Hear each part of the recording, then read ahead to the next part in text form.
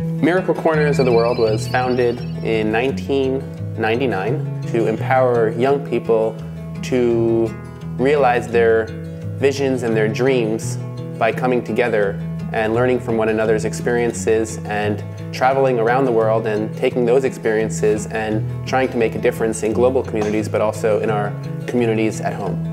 When you help somebody, you also help yourself. And I think that most of all, what I try to give to other people, I need myself. The Community Development Program sets up different community centers that are entirely youth-led and offer a variety of educational services. MCW builds this team of young social entrepreneurs who lead the day-to-day activities at each of these centers.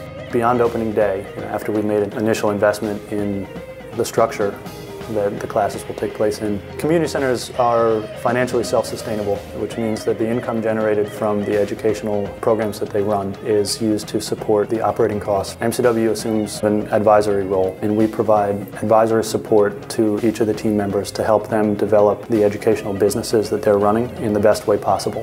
In addition to being financially sustainable, I think that they're also sustainable from a leadership perspective.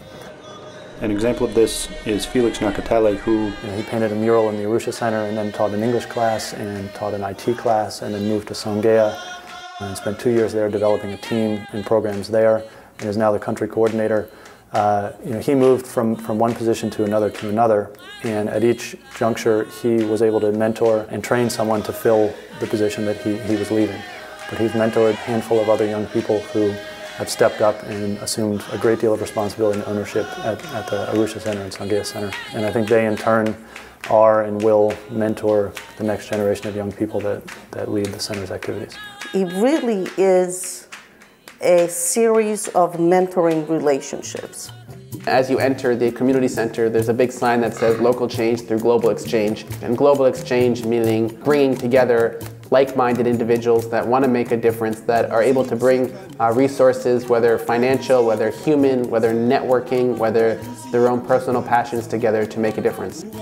We believe that it's easier to build a community center than it is to build a community. So in order to have those community centers work, in order to have them become viable and sustainable entities, we have to invest in the relationships and those that will be sustaining and working at those centers and carrying the vision forward for many years ahead. This year, we're very pleased that we organized the first leadership training program in Africa, where we invited all of our young leaders from our community centers throughout Africa to come together to learn from one another, to learn about the community centers that they run, and to share problems and challenges that they face, as well as to discuss solutions. This was the first time that we actually brought all of the different relationships together. So they then build their own relationships, and it becomes a learning experience where young leaders from around Africa are using the MCW model and solving problems that they have between each other, rather than from a US-Africa type solution to challenges. So the Youth Leadership Retreat is a one-week immersion program that brings together young leaders to focus on all the areas that we focus on as an organization, such as entrepreneurship, social entrepreneurship, leadership development, leadership training. So social entrepreneurship in respect to our Youth Leadership Retreat in MCW is this idea of helping the community and helping yourself at the same time. So people come in with an idea or a vision plan, and we help them develop it throughout the week. It's a progression where they gain the tools, they gain the network, they gain a way to develop the idea into something that becomes actual. So they leave with a physical copy of a vision plan with all the needed materials to go home and implement it. They're not only helping their families and themselves by generating income, but they're also generating income to sustain their idea and to help people around them and the global village. We founded the Youth Leadership Training Program to bring young people together from all corners of this country in particular to share challenges and to share problems that they face within their communities. And the idea was that through that experience, they would essentially be able to bring back some of that experience to their own community to solve some of their local issues.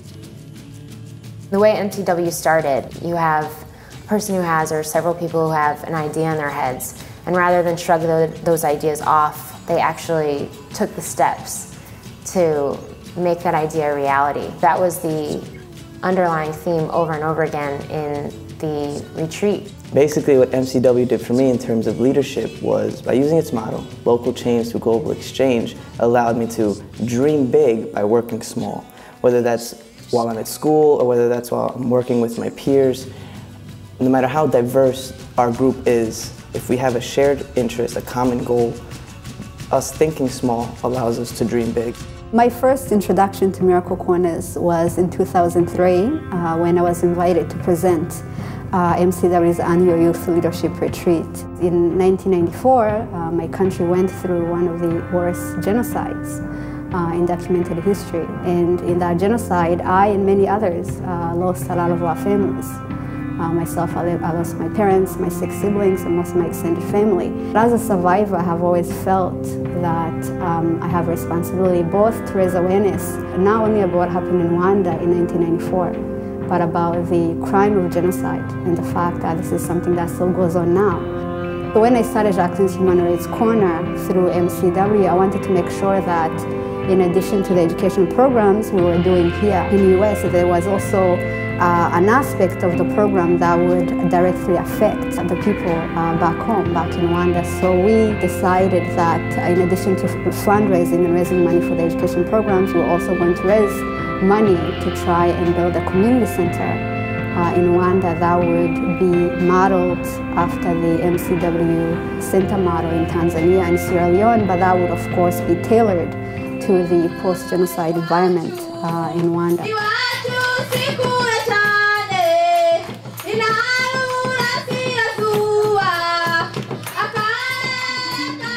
The objective of the MCW Oral Healthcare Program is to create strategic partnerships between businesses, educational institutions, and individuals in the U.S. and their counterparts in Tanzania to strengthen, as a whole, the oral healthcare system in Tanzania.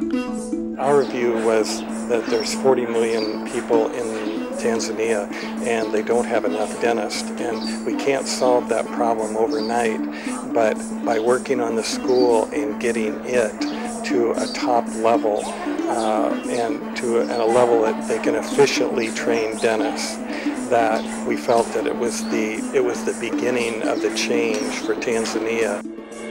The biggest value that MCW contributes, it's not as tangible, and it has to do more with mentoring and relationship building. Most of MCW is based on encouraging people to form long and strong relationships with one another, and encouraging those people that do have the opportunity to explore their ideas and follow things through to then share that experience with other people and help them have that same opportunity. We recognize that it's our vision and our dreams that each of the programs we work on will continue on long after the organization is around.